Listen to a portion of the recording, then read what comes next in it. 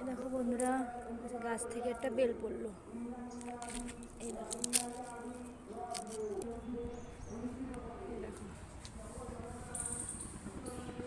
এই দেখো, আমি কাপড় চোপড় কাটছি, কত কাপড় চোপড়।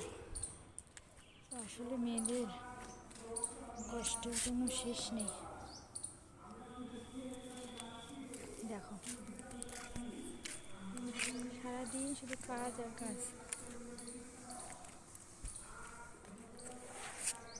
এইভাবে কী বলবো, আবার ছাদে আসলাম এগুলো উল্টে পাল্টে দেওয়ার জন্য। এই দেখো, ঠিক আছে, কত কাপড় চোপড়। এই আজকে সারাদিন ধরে কাঁচা ধোয়া করেছি, কাচতে কাচতেই আজকে রান্নারও সময় পাইনি। আজকে রাঁধতে যেয়ে খুব দেরি হয়ে গেছে। দেখো, আবার ছাদে আমার কিছু গাছপালা আছে। এই দেখো, এই দেখো একটা ফুলের গাছ। বেশিরভাগ আমার ছাদে তুলসী গাছই ভরা। এই দেখো, একটা পাতাবাহার, একটা পাতাবাহার, একটা পাতাবাহার। এই দেখো, আর এই দেখো, এগুলো কী গাছ বলো তো? অ্যালোভেরা গাছ। এই দেখো, সব তুলসী গাছ। এই তুলসী গাছ, এই দেখো, এই গাছটা কিন্তু ফুল হয়, কিন্তু এখন শীতকাল তো সেই জন্য পাতা রয়েছে, এখন আর ফুল নেই। কিন্তু জানো, এই তুলসী গাছগুলো যখন ছিল, এই দেখো এই গাছটা, এই যে হনুমান এসে এসে দেখো খেয়ে সব ডাটা করে দিয়ে গেছে।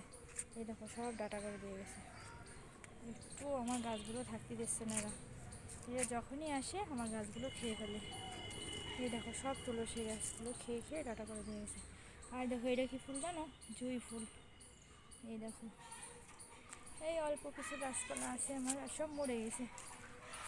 এই দেখো, এটা কি দেখেছো? এই দেখো লজ্জাপতি গাছ। এই দেখো, হাত দিলে লজ্জা পায়। এই দেখো, এই দেখো, লজ্জাতে লজ্জাপতি। এই দেখো, এই দেখো, ঠিক আছে, লজ্জাতে লজ্জা পাচ্ছে, মুখ লুকাচ্ছে। এই দেখো কি সুন্দর লজ্জা পায়, দেখেছো? এই দেখো, দেখো দেখো, একটা কি সুন্দর গাছ না বলো? দেখো তো কত সুন্দর গাছ।